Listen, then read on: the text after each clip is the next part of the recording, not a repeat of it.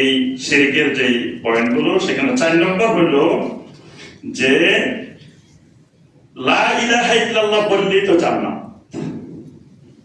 সুতরাং আমরা তো কালেমা পড়ে ফেলছি, তাহলে জান্নাত পাবো আরেকটা, শিরক করলে অসুবিধা কি?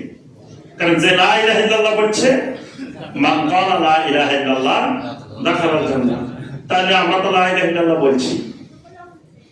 সুতরাং কোন আকীদা তাকিদা দরকার নাই, এগুলো ফেক।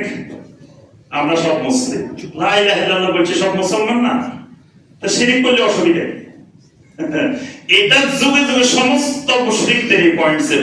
নবী সাল্লাল্লাহু আলাইহি ওয়াসাল্লাম দাওয়াত দিয়েছেন, তারা বলে না আমরা তো ইব্রাহিম আলাইহিস সালামের বংশধর, ইসমাঈল আলাইহিস সালামের বংশধর, আমরা তো আওলাদে রাসূল।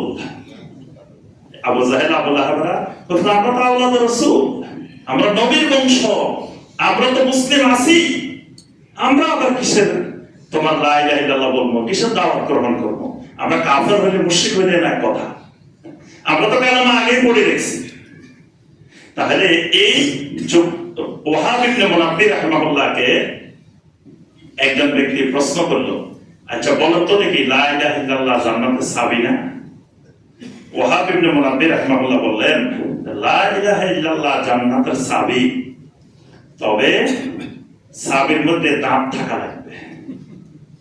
কারণ একই কোম্পানির তালা, একই কোম্পানির চাবি, একটার মধ্যে একটা ঢুকে সারাদিন ঘুরাও কাজ হবে না, যতক্ষণ ওই তালার দাঁতের সাথে চাবি দাঁতের না মিলবে। অর্থাৎ তালা চাবির কারিশমাটা হলো দাঁতের মধ্যে।